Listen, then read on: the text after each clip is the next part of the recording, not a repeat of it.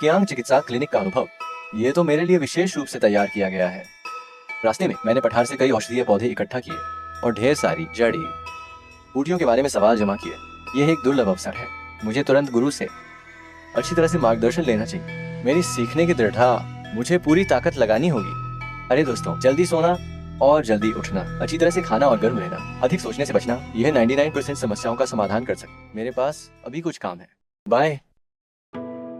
श्रीली, ये दो मैं जिनका संग्रहित किया था, रेशमी कीट जैसा नोप्टोपेरिजियम। ये रेशमी कीट जैसा नोप्टोपेरिजियम, हमारे कियांग क्षेत्र में इसके 3 प्रकार होते हैं। इसके औषधीय गुण, दर्द निवारण, हाँ, सर्दी प्रतिरोध, महामारी की कमी।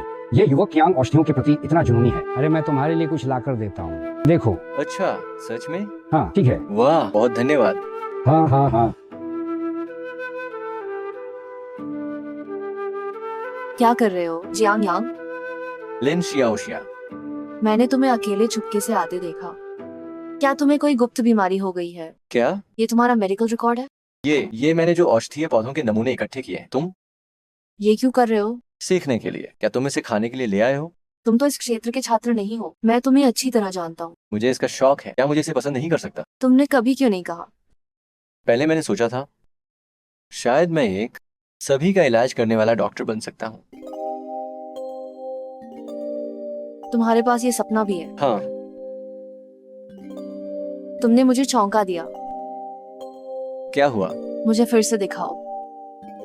आज जब मैंने इस कियांग चिकित्सा क्लिनिक को देखा, आखिरकार मुझे एक गुरु मिला जिससे मैं मार्गदर्शन ले सकूं। मैं इस समय का सही उपयोग नहीं कर सकता।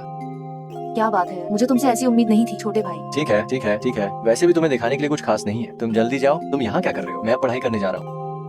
तो तुम यहाँ कितने समय तक रहोगे? 1 दिन और 1 रात पहले। क्या हुआ? मुझे छोड़ नहीं पा रहे हो? तो हम तुम्हारा अगला स्थान पर इंतजार करेंगे।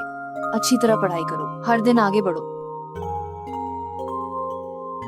पश्चिमी हान सम्राट वू के 6ठे वर्ष। अब तक ये 2000 वर्षों से अधिक का इतिहास है। उस समय में उन्हें कठोर प्राकृतिक परिस्थितियों का सामना करना पड़ता था और निरंतर युद्ध का सामना करना पड़ता था। इसलिए उन्होंने स्थानीय संसाधनों का उपयोग किया और एक ऐसा किला जैसा निर्माण किया जो रक्षा में आसान और आक्रमण में कठिन था।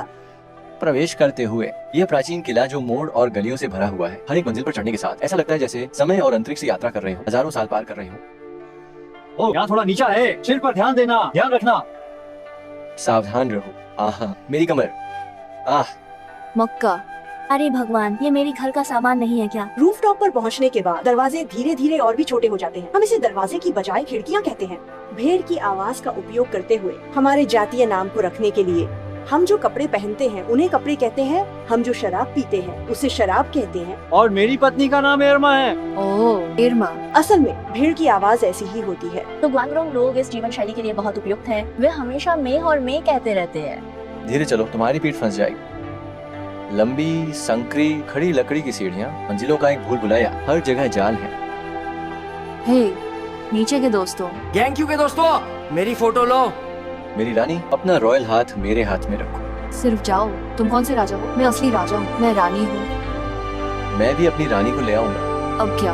ऊंचे मंच पर चढ़ने के बाद यहाँ से पूरे किले का दृश्य दिखाई देता है। और सफेद बादलों और घाटियों में चिल्ला सकते हो। हम यहाँ पर पूरी तरह से मजाकिया हो गए हैं। बादलों के लोग, जहाँ कल्पना को उड़ान मिलती है। बादलों के लोग 3000 मीटर की ऊंचाई पर रहते हैं। बस दरवाजे खोलो और तुम देख सकोगे। ओह, सफेद बादल। फिर बस एक टुकड़ा बादल उड़ा लो और उसे अपने सिर पर लपेट लो। लिन शियाओशिया, हो? यह सुरंग सच में काली है। धन्यवाद कप्तान। क्या मेरी आंखें काम नहीं कर रही हैं? किसी समय कुछ अचानक बाहर आ सकता है।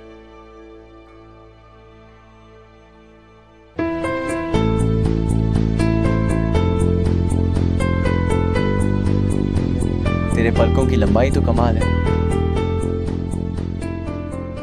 पलकों की लंबाई का क्या मतलब है? सच में कुछ समझ में नहीं आ रहा। मजाक नहीं सह सकते लिन शियाओशिया। मुझे अचानक एक मूवी सीन याद आया। तुम्हारी एक्टिंग देखो। किंग ऑफ कॉमेडी, है ना? आओ। शुरू करो। सुप्रभात गुरुजी।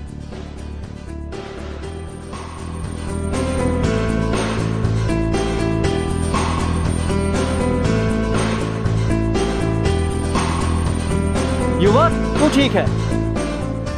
दोस्तों, हमने कैसे अभिनय किया? अच्छा किया, है ना?